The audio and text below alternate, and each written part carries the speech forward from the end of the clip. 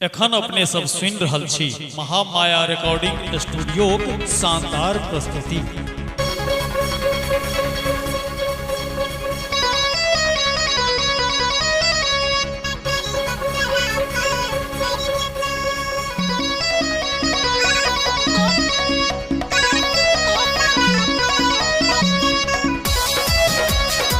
Mahamaya recording studio Nirmali बाजार। हमरा के छोरी जा दूसरा लजबही, हमरा के छोरी जा दूसरा लजबही तकारी बक्सरा फल मेरी जतो साल भितरे भतार तोहर मेरी जतो आशिक के सराफल मेरी जतो। हमरा के छोरी जा दूसरा लजबही, हमरा के छोरी जा दूसरा लजबही तकारी बक्सरा फल मेरी जतो साल भितरे भतार तोहर मेरी जतो।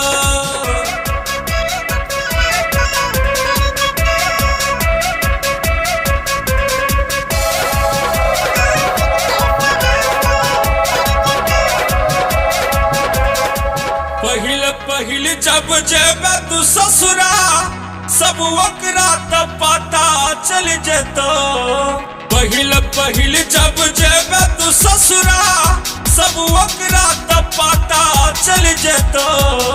अरे पियावा के प्यार तोरा तनिको न मिलतो, पिया के प्यार तोरा तनिको न मिलतो साल भितरे भतार तोहर मेरी जतो गरीबक सराफल मेरी जतो।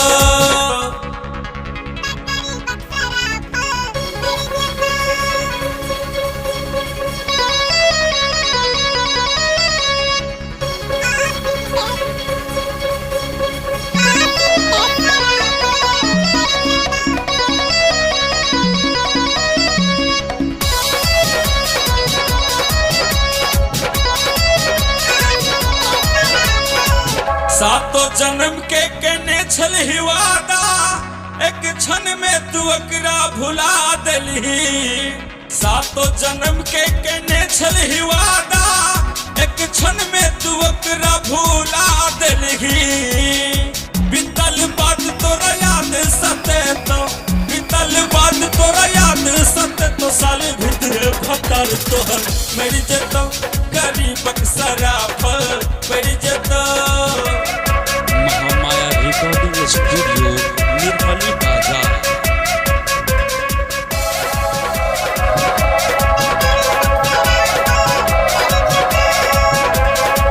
धर्मेंद्र धनु सन आशिक का छोरिका संग छलिया सनाता जोड़ लेलही। धर्मेंद्र धनु सन आशिक का छोरिका संग छलिया सनाता जोड़ लेलही।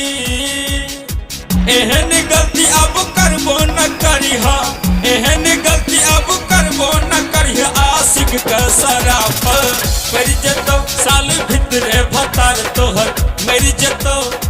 हमरा के छोरी जा दूसरा लजबही, हमरा के छोरी जा दूसरा लजबही तकारी बक्सरा फल मेरी जतो साल भितरे भतार तोहर मेरी जतो।